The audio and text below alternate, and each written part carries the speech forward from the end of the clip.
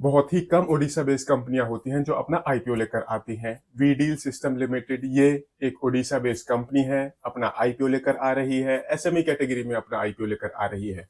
जानते हैं इस कंपनी के बारे में एंड इसके आने वाले आईपीओ के बारे में। कहीं मत जाइए, चैनल को सब्सक्राइब कर लीजिए। सबसे पहले जानते हैं इस कंपनी के बारे में। वी डील सिस्टम लिमिटेड ये एक ओडिशा बेस्ड कंपनी है, 2009 से इस बिजनेस में है एंड ये कंपनी अपने आप को एक integrated electrical automation solution provider company बोलती है। एंड अगर हम इस कंपनी के प्रोडक्ट्स देखें तो इस कंपनी के प्रोडक्ट्स हैं smart low voltage panel, smart medium voltage panel, smart variable frequency drive panel, medium voltage soft starter, energy management system, smart programmable logic controller panel. ये इस कंपनी के कुछ प्रोडक्ट्स हैं एंड जो ये प्रोडक्ट्स हैं इनको ये कंपनी खुद भी बनाती है एंड काफी सारे केसेस में ये कंपनी इन प्रोडक्ट्स को एक जगह से परचेज करती है एंड दूसरी जगह बेच देती है।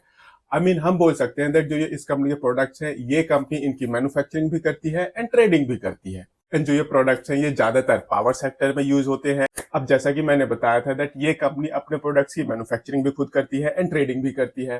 तो वो प्रोडक्ट्स जिनकी ये कंपनी मैन्युफैक्चरिंग करके सेल करती है वहां से इस कंपनी की अप्रोक्सीमेटली 59% रेवेन्यू आती है एंड इस कंपनी की 41% रेवेन्यू आती है ट्रेडिंग के थ्रू। वो प्रोडक्ट्स जहां पर ये कंपनी एक जगह से परचेस करती है एंड दूसरी जगह बेच देती है। ये इस कंपनी का एक ओवरऑल बिजनेस प्रोफाइल है। काफी छोटी कंपनी है बट अच्छे प्रोडक्ट्स हैं एंड ये B2B सेगमेंट में ऑपरेट करती है। अब B2B सेगमेंट वाली कंपनियों की एक बात होती है दैट उन कंपनी के जो मार्जिन होते हैं वो थोड़े से कम ही होते हैं, बट ये इस कंपनी के केस में नहीं है। ये कंपनी अपना आईपीओ लेकर आ रही है एंड आईपीओ पर्पज से इस कंपनी ने अपने आप को 54.77 करोड़ रुपीस की वैल्यूएशन दी है। अभी तक हमने इस कंपनी के बारे में जान लिया। अब देखते हैं इस कंपनी के फाइनेंशियल्स। इस कंपनी के फाइनेंशियल्स वो इस कंपनी के बारे में क्या बताते हैं। तो सबसे पहले हम इस कंपनी का एसेट बेस देखते हैं। मार्च 2022 में इस कंपनी का टोटल एसेट बेस था 11.42 करोड़ रुपीस का।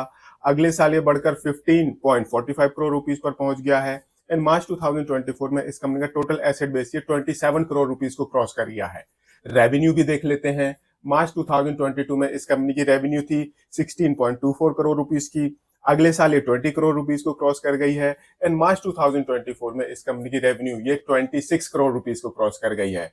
तो एसेट भी अच्छे खासे बढ़ते जा रहे हैं, रेवेन्यू भी बढ़ती जा रही है, बट जो बेस होता है, जो साइज होता है, जो एसेट का साइज है, जो रेवेन्यू का साइज है वो थोड़ा सा कम है। ऐसे ही ये एक प्रॉफिटेबल कंपनी है। मार्च 2022 में इस कंपनी ने 23 लाख रुपए का प्रॉफिट कमाया था। अगले साल इस कंपनी का प्रॉफिट बढ़कर ये 1 करोड़ रुपीस को क्रॉस कर गया है एंड मार्च 2024 में इस कंपनी का प्रॉफिट ये 3 करोड़ रुपए को क्रॉस कर गया है। प्रॉफिट भी इस कंपनी का कंटिन्यूअसली बढ़ता जा रहा है एंड अब इस कंपनी ने अपने ऑपरेशन से पॉजिटिव कैश जनरेट करना शुरू कर दिया है। मार्च 2022 में ये नेगेटिव था सिर्फ 12 लाख रुपए का।